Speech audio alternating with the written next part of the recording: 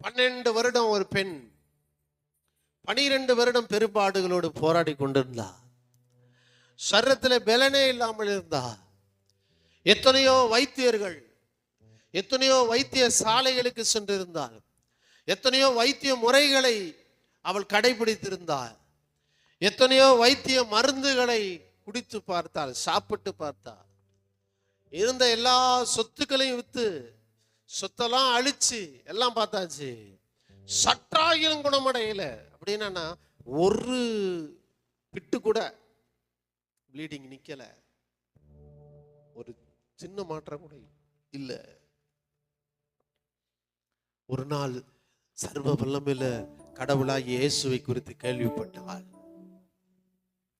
அவ சொல்றா, நான் போய் அவரை பார்க்கிறனோ இல்லையோ, அவர் போட்டிருக்க அந்த ட்ரெஸ்ல ஒரு ஓரத்தை தொட்டுட்டேன்னா போதும், நான் சுகமாவே அப்படின்னு சொல்லி ஒரு நம்பிக்கையோடு, ஒரு விசுவாசத்தோடு, ஒரு எதிர்பார்ப்போடு வந்தாள்.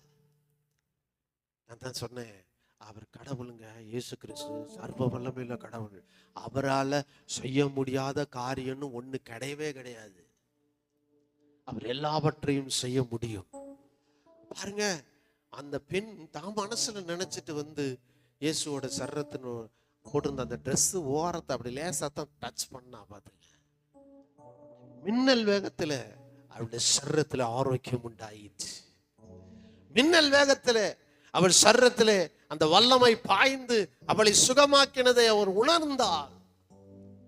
ஃபீலிங் வெல், சுகமாகிவிட்டார். அற்புதத்தை செய்வதற்கு இயேசுங்கிற கடவுளை விட யாராலும் அப்படிப்பட்ட அற்புதத்தை செய்ய முடியாதுங்க. உங்க வாழ்க்கையிலும் ஒரு நொடி பொழுதுல உங்க வாழ்க்கையிலும் அற்புதங்களை செய்து உங்களை சுகமாக்குவதற்கு சர்வ வல்லமையிலே இயேசு கிறிஸ்து உங்களுக்காக காத்து கொண்டிருக்கிறார். இந்த வேளையில அவருக்கு உள்ளத்துல ஒரு அழைப்பு கொடுங்க.